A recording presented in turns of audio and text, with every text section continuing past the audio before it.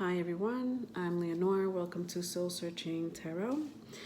I am recording part 4 of the birth chart. Just finished part 3, but I thought I would go into part 4 and link it to the series of my birth chart videos because I thought it would be good to air my dirty laundry according to my birth chart. I thought it would be good to show you how generous, kind, and malefic I am and can be according to my birth chart. I want to also explain to you why I'm here speaking to you about astrology, spirituality. Sometimes I'll go into tantrums about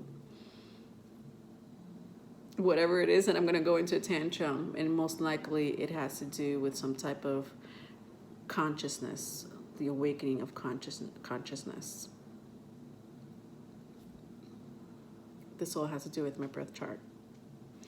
And so I'm breaking down some placements on my birth chart to just, give you an insight of who I am. Yes, me, Leonore. Poor little old me. Don't feel sorry for me. I'm at an age right now, and I'll tell you birth charts work very well when you pass a certain age in your life. Because at that time, you have learned the lessons that you needed to learn to succeed. And now you're looking more within yourself to find the answers instead of looking at other people or influences. Most people, mature and get away from that ego or low self-esteem, something that made them feel some type of self-worth. It kind of sheds, is what I'm saying, once you get older, once you mature, once you've learned your lessons in life, because we are here for free will. But at the same time, if you know your birth chart, you'll realize that free wills are mistakes. Free wills are where you're supposed to be. Free will is your succession, your reason for being here on earth. Free will is such a powerful word. It's so underrated, but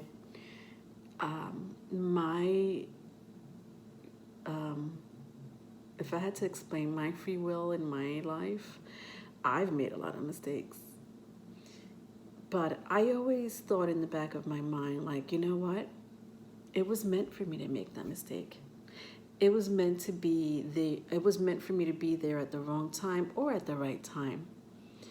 I may not look at it at the moment that it was the wrong time or the right time, but then you find out later that there were, timelines that happened. And if it wasn't for that little lesson that I learned or that mistake or that free will, I would not be where I will be in life. I would have not met the people I have met in life, learned my lessons.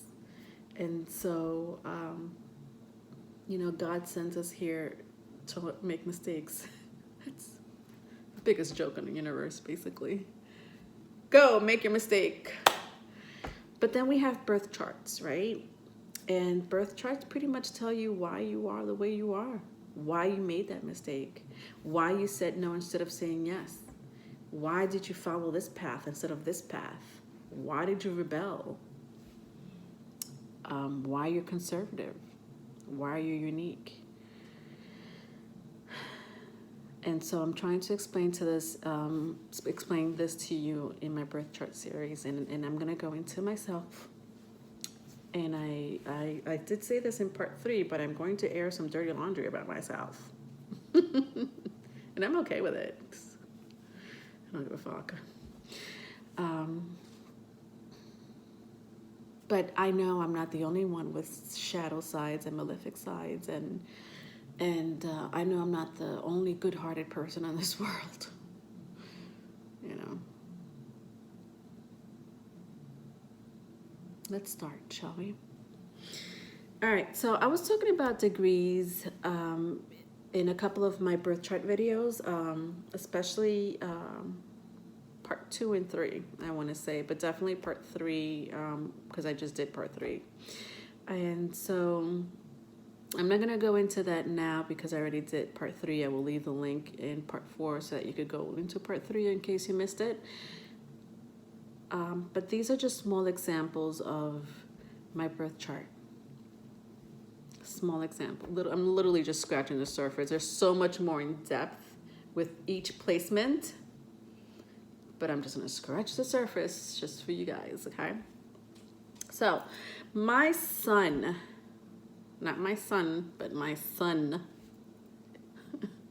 on my birth chart, S-U-N, is Scorpio. I am Scorpio. I'm a water sign. My ascending is a Pisces.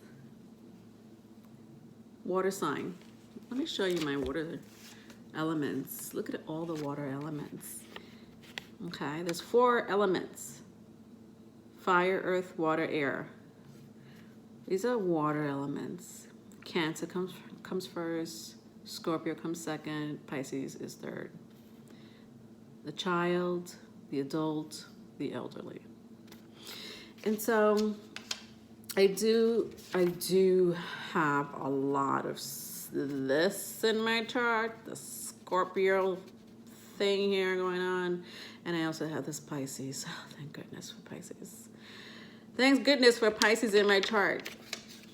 All right. But I'm also a Scorpio Sag cusper. I did speak about cuspers, like what does cusper mean, but it overlaps into the other sign, right? Whether it's the beginning or the end, you get characteristic traits of both. So my Scorpio sun in Sag is called the cusp of revolution. So it's between November 18th about through the 24th. You know, those are the late degrees of your placement in the house. So, you know, you get more of the sign that follows after that. For me, it's Sagittarius. So I don't act too much like a Scorpio because I'm not in my potency of that sign. The potency of that sign would be the early degrees, the 0 through 10 degrees stages, you know. It's broken up in decans, and I also explain that, you know. Each 30 degree for each sign, each zodiac sign is broken up into 3 parts. 0 to 10, 10 to 20, and then 20 to 29. And so I'm in like, actually, I'll tell you right now, I'm 29 degrees Sun Scorpio cusper.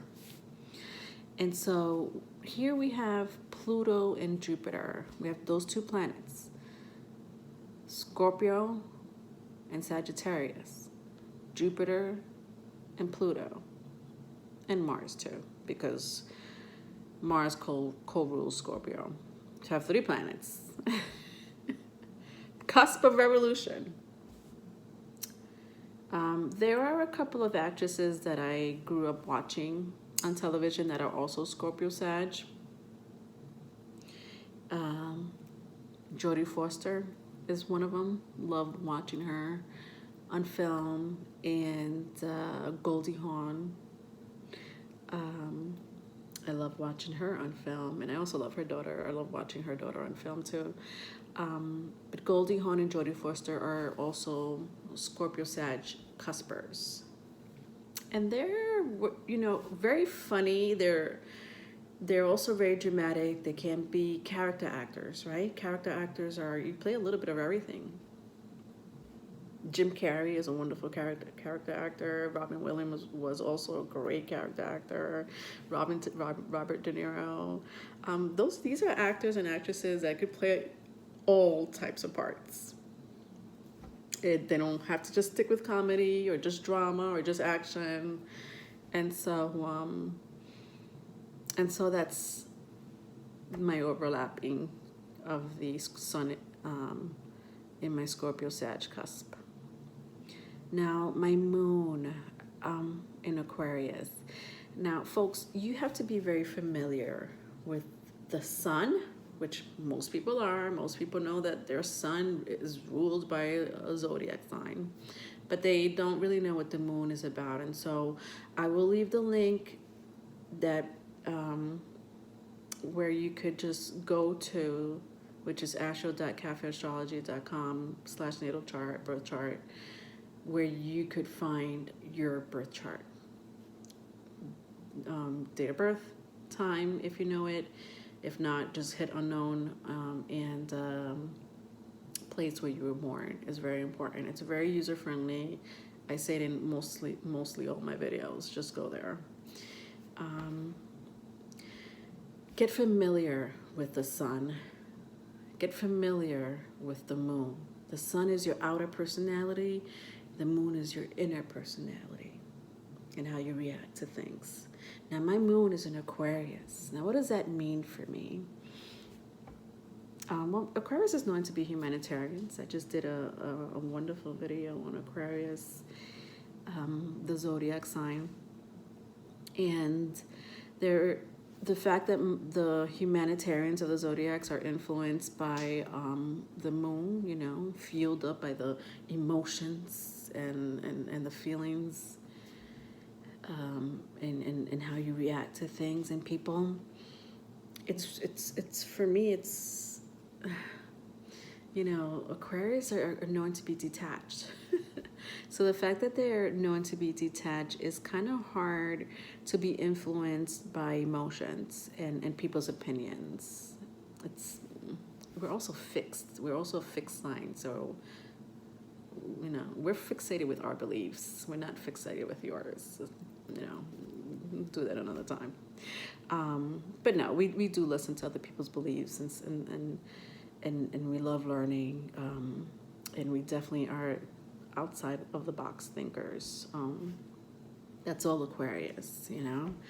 So I have Scorpio, and I have Sag, and I have Aquarius, and I haven't stopped there. It goes on. So this is what birth charts are about, you know. Now, for me to have a moon in Aquarius, well, it is probably the least emotional signs in moon placements. All right.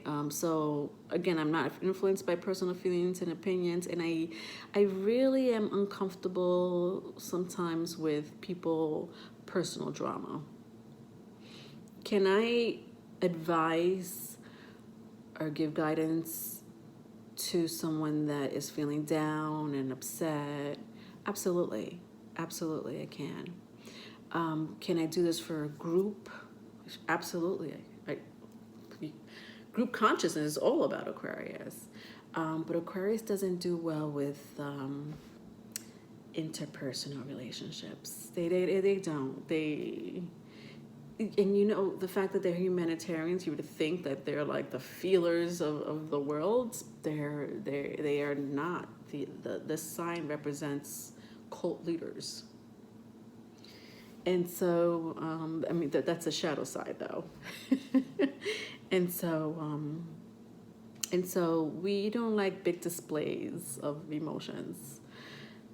I have lovers in the past tell me that I'm such a cold-hearted bitch. And I don't mean to be cold-hearted. I mean, I do have a lot of water placements, but my Aquarius moon kind of balances it out, because water is all about feelings. It's water element, it's emotions.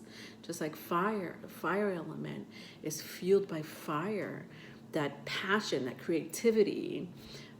Earth is stability, being grounded, stable, and then we have air. Air is you know, talking. Throat chakra has a lot to do with the throat chakra. It's all about talking, being logical. So crown chakras are used a lot. That's where my moon in Aquarius comes in. It's like logic before feelings. It's in my moon placement. I'm going to think logically before I react. Thank goodness for that, because with all the water that I have in my chart, I have like this little devil, and then this, you know how you ever seen like the cartoons, like this little devil and the little angel, like the right or wrong, the good and bad, the angel and then the devil. It's like for me, I always struggled with mind over heart, and it's because of my birth chart. You know, I am a Scorpio sun. My sun is in Scorpio. It's a water sign. It's about feeling, intuition, and then we have my Aquarius moon, which is detachment. And so I've always kind of struggled in my early years. Now that I'm a little older, or a lot older, I have to say that I appreciate these two combination, because honestly, it is a balance. It is a balance. All right, so yeah, I don't do interpersonal relationships. I don't do well with interpersonal. Let's just put it that way. I don't do well with interpersonal relationships. I'm very impersonal. So impersonal means I don't involve myself in personal feelings. And interpersonal is like relating to relationships. So impersonal meaning I get you, I hear you, I'll give you, you know, what I think, you know, according to my values and logic. However, don't like relating, you know, that sympathy type of situation. It's like, you want a hug?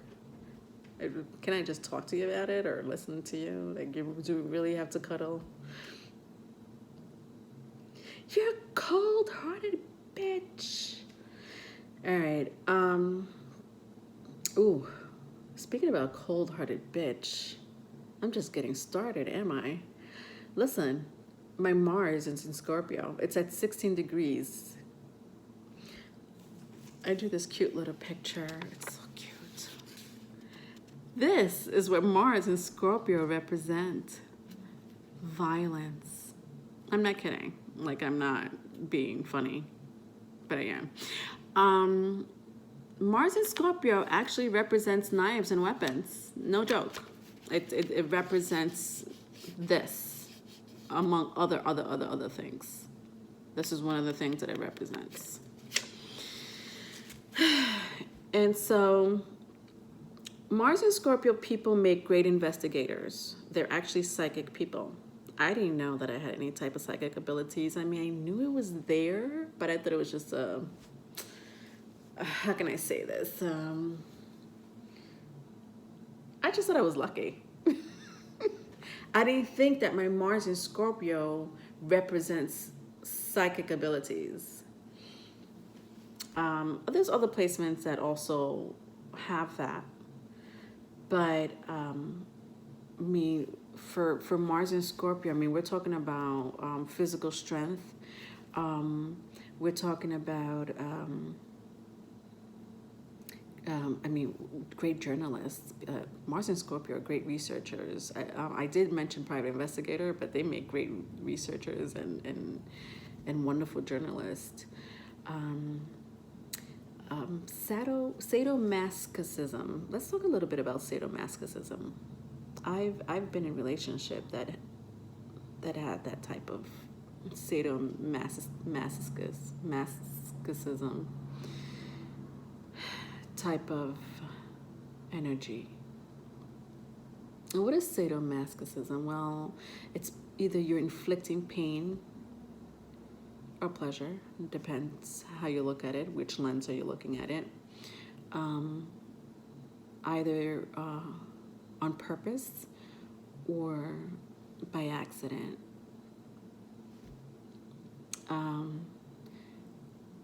I've been in relationships where there have been some type of sadomasochism, but this is more for pleasure. No wonder I can't shake them off me. No, I'm only kidding. Not. But this placement is very complex. It does represent violence. I did put violence here for a reason. Mars is the planet of war. Let's not forget that Mars is the planet of war.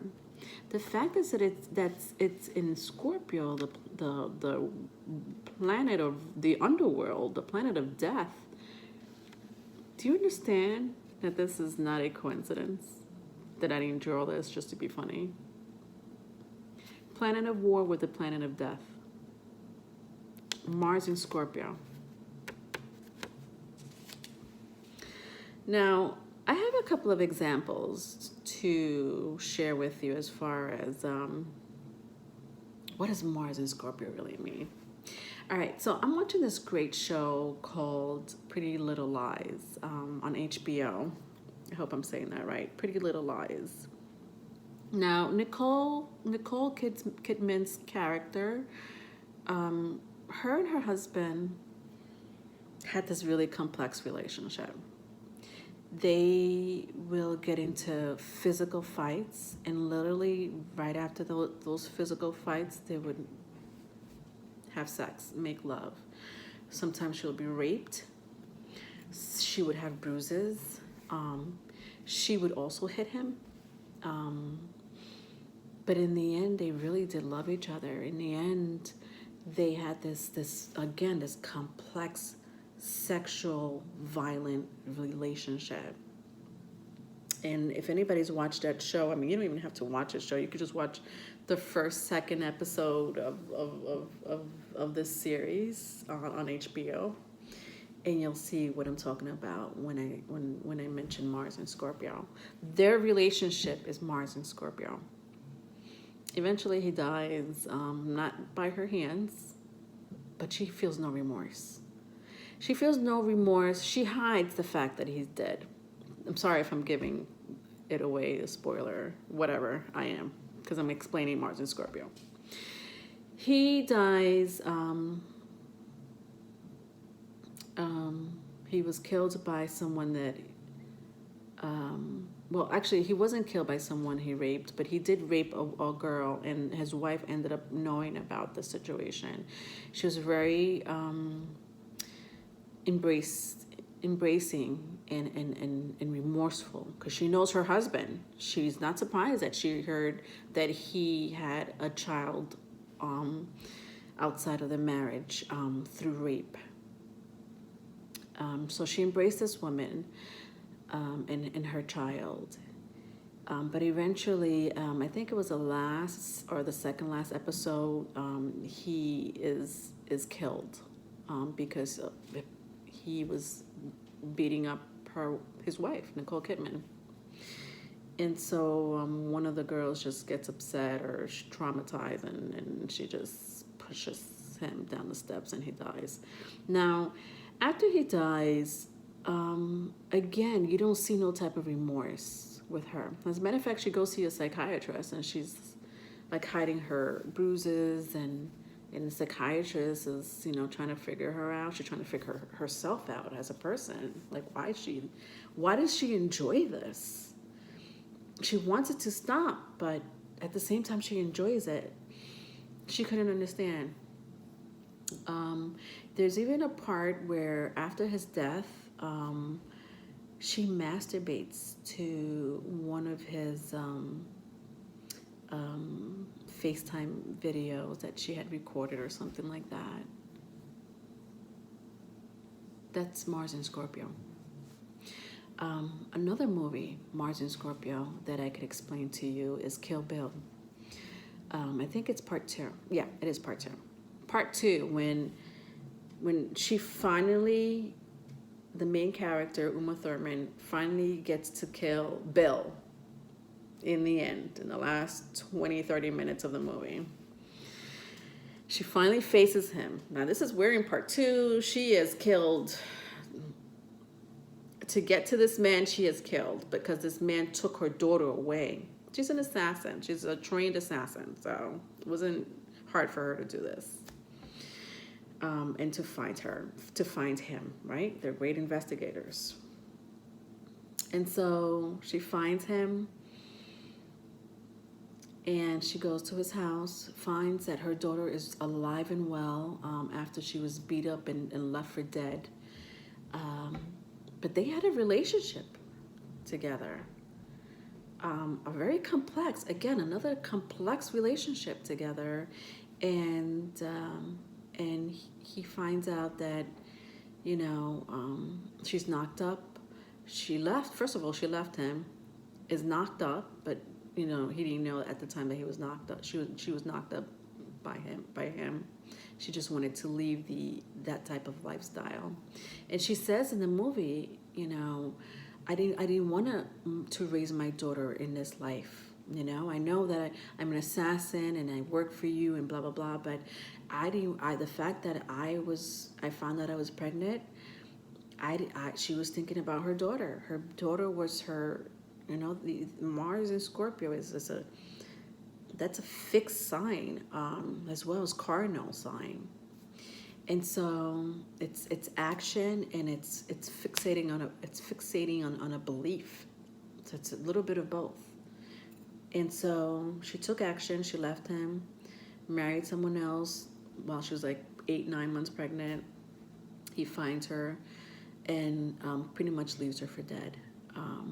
In part 2, I'm sorry if I'm spoiling the movie for you again, but this is Mars in Scorpio. In part 2, she kills him after she explains why she left him.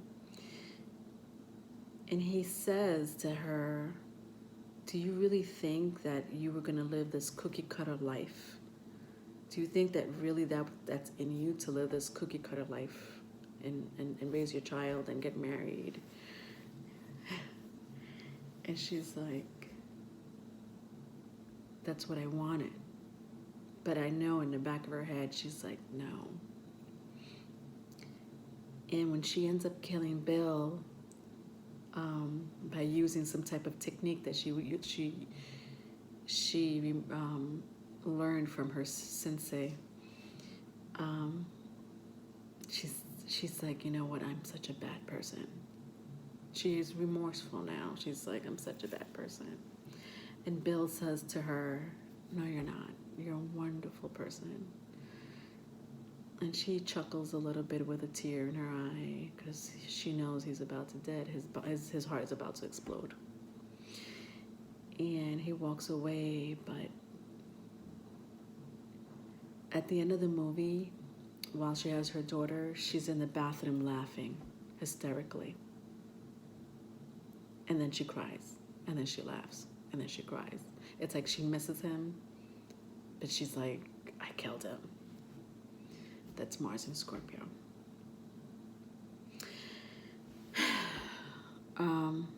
Yeah, that kind of sums up my love life, by the way. All right. You should be happy for those if I didn't call you, be happy. No. I speak about past life in part 3 in my birth charts, and how I always used to say, what did I do in my past life to deserve all of this? And this is actually a great example of me telling you what comes around goes around, as above, so below. What did I do in my past life, or why am I being punished or cursed? It has a lot to do with your birth chart. Yes, there is something that you did in your past life. There is someone that you knew in your past life. There is a soul tribe. There are soulmates, You attract this type of people because those are the people that came from your past life. Maybe in different personality, not personality, I would say more like maybe they came back as your father in this lifetime, or they came back as your lover in this the That's another thing that Mars and Scorpio represent is the fact that they went through some type of abuse, violent abuse, either through, again, lovers, through their fathers, or siblings, brothers especially. There was violence all around them. It's from very little. And by the time they get older, and I talk about maturity and age in birth charts, because once you become mature at a certain age in your midlife, or maybe if you're not lucky, elderly, but we want to learn our lessons by the time we're in our midlife. You'll end up marrying someone that's the total opposite. That's not violent. You may end up attracting someone that does have a violent history, but you know what? They also grew out of that. And so the good thing about Mars in Scorpio is that you don't have to deal with violence for your entire life. When you get married, your spouse will be treating you not the way you were treated before. All right? So, Jupiter in Pisces. My Jupiter is in Pisces. I talk about my Jupiter being in Pisces all the time. And the reason why I'm in front of you, talking about spirituality and astrology. Now, I just want you to see something, because my Jupiter is in Pisces, right? Now, Jupiter is Sag. It represents Sagittarius. Right, my Jupiter is in Pisces. As a matter of fact, it's at 8 degrees in my birth chart. And what does it say? It's travel. Okay, with travel, expansion, foreign. That all represents a planet. So remember, folks, that the planet affects the house.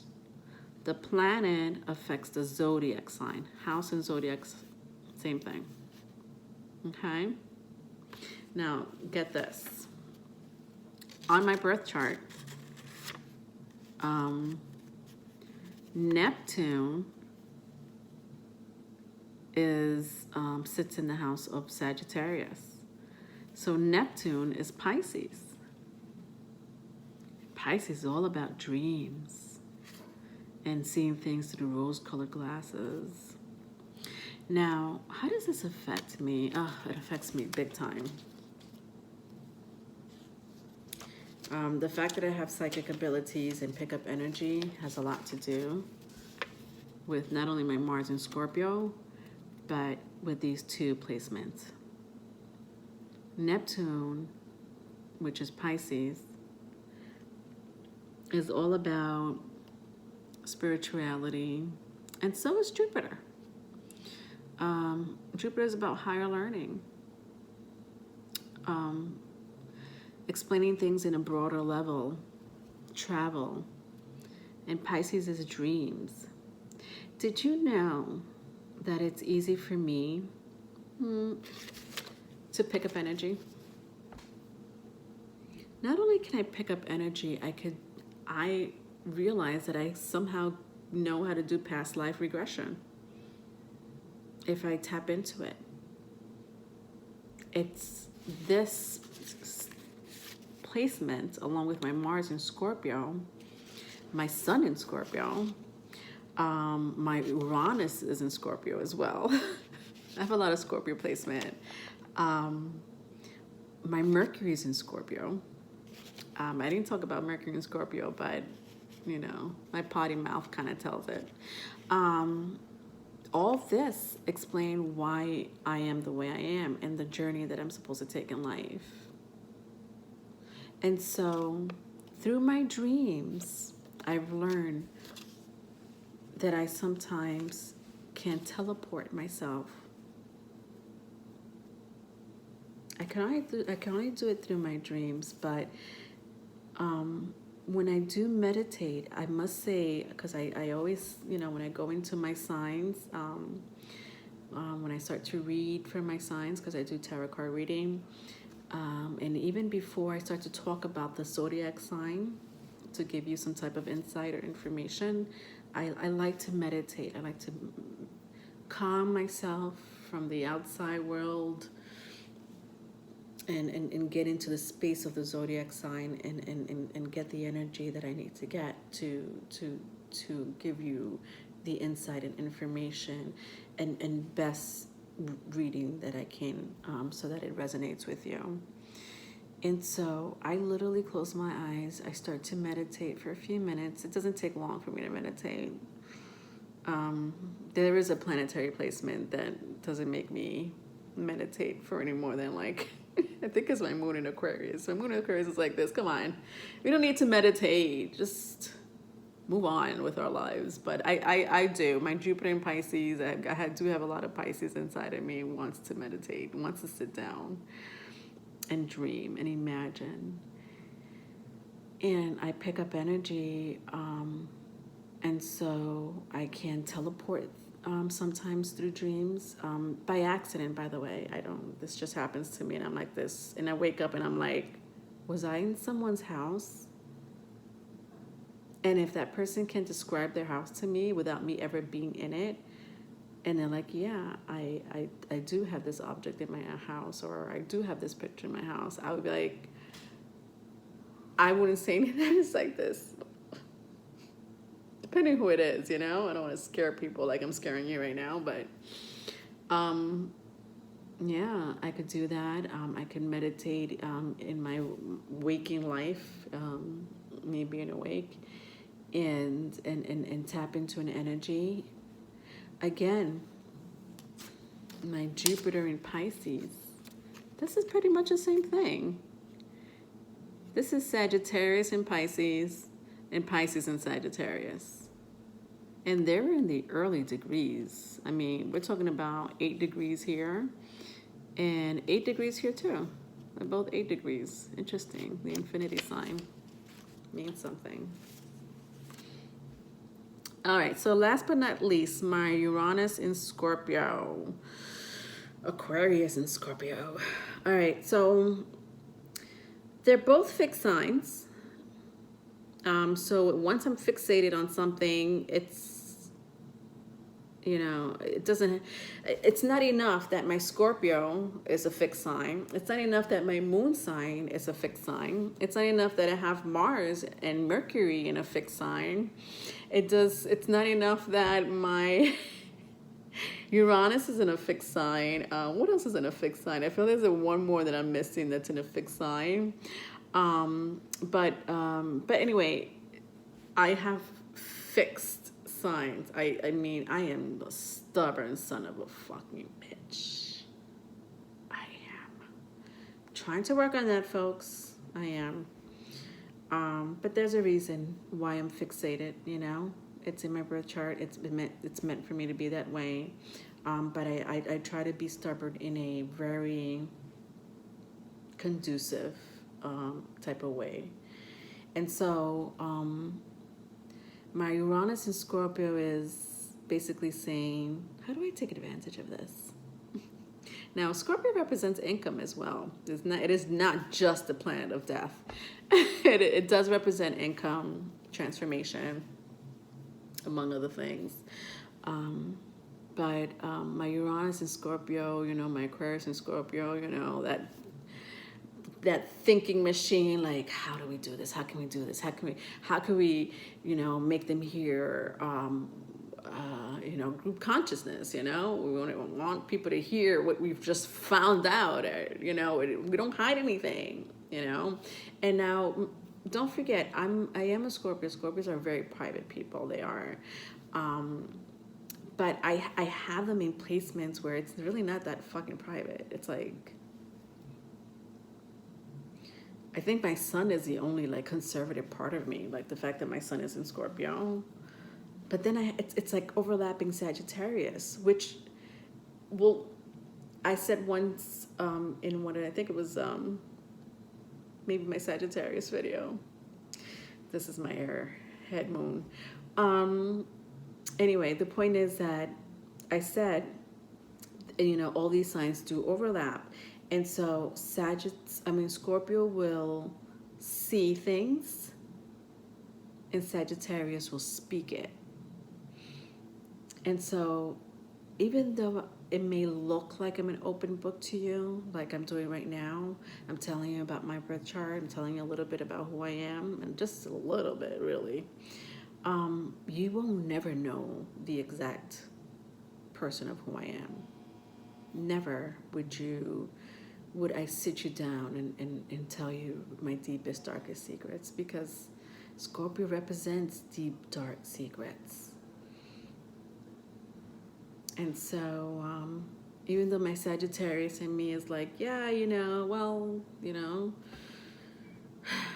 my sun in Scorpio, that characteristic traits that comes from that sun sign, does want to keep some secrets.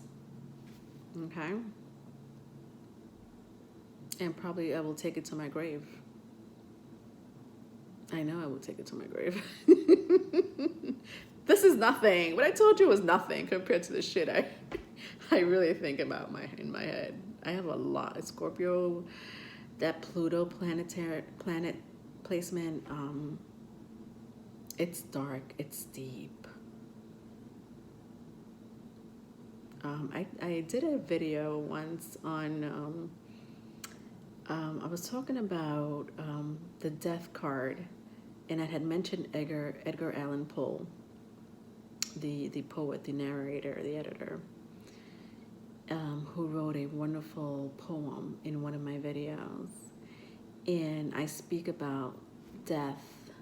I think it was my energy shift change. Yes, it was my energy shift video, part 1. And Edgar Allan Poe lived his life.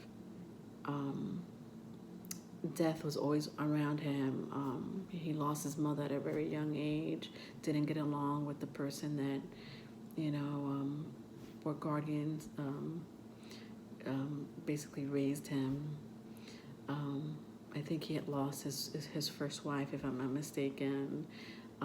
He made a wonderful poem called The Raven. And he lived a pretty dark life.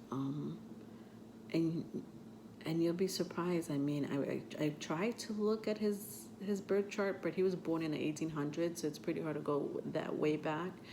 But from what I've known, from what I saw, is that he does have a lot of Capricorn, Pisces, that it's all about philosophical, that poetic side of him is that philosophical, that spirituality that he kept within him, the urge to do things his own way, and it was just his own way. Capricorn, that's like, he's there to set an objective, and his objective was writing, and that's what he wanted to do in his life, was to write, and that's what he did, no matter who said no, and was like, who what do you mean? Literature at that time wasn't that popular. But it became popular at the very end of his life. And so he is marked down in history as one of the greatest literature and poets. But he did live a very dark life. All right, so I'm going to tune off. Leave some comments. If you have any questions, go right ahead. I'm good with, good and bad comments. I'll take them both. All right, have a good evening. Bye.